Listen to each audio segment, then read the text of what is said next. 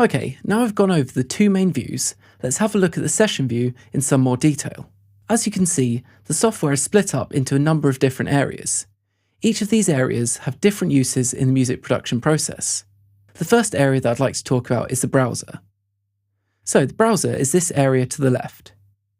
If you cannot see your browser, you can open it by clicking on this icon here. The browser stores all of your instruments, MIDI effects, audio effects, and samples. It gives you convenient access to all of these files, which you can then drag and drop into your project when creating music. Next, let's have a look at the clip view.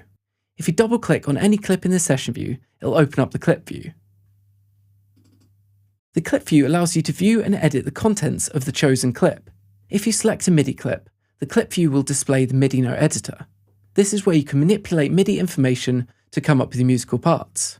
If you select an audio clip, the clip view will display the sample editor. The sample editor gives you a visual representation of the audio sample that is stored in the clip. And this is where you can edit audio. Next, let's have a look at the device view. To open up the device view, click on this little arrow down here. I'm just going to close the clip view as well.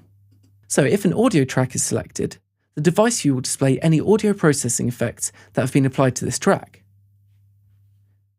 If a MIDI track is selected, the device that is loaded onto the track will be displayed. This is where you can make changes to the sound of your software instrument.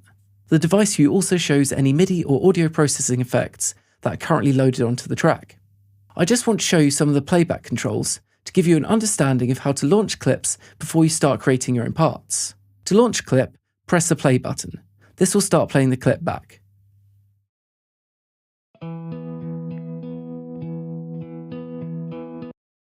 If you want to play back a whole row of clips, press play on one of the scene launch buttons. That's one of these buttons over here. A row of clips is called a scene in Ableton Live. You can stop individual clips from playing back by pressing the clip stop button at the bottom of any track.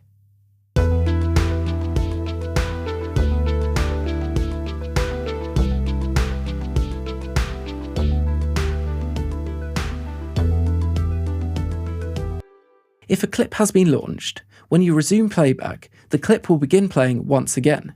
This is displayed with the green play icon. You can tell a clip has been launched if the play button has lit up green.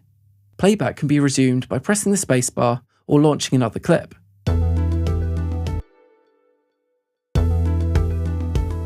All clips can be stopped playing back by pressing the Stop All Clips button over to the right here. See, none of my clips have been lit up now. Next, I'll show you the mixer. The mixer is this area here. This gives you a number of controls which allow you to adjust the volume of the track, adjust the panning, or mute or solo the track. The mixer area is also where you can select the track's inputs and outputs. Right, let's jump back to the arrangement view by pressing Tab on the computer's keyboard. You can also click on this icon at the top right here. At the bottom of the screen, you'll be able to see you can also access the clip and device views from here. If you click on this icon at the bottom right hand of the screen here, you can also open up the mixer in the arrangement view. One thing to mention, if you do not like the idea of making music in the session view, you can simply use Ableton Live as a traditional DAW by just using the arrangement view. However, personally, I feel like if you do not use the session view, you're missing out on the main aspect of Ableton's excellent workflow. In the next video, I'll show you how you can record clips into the arrangement view. Thanks for watching.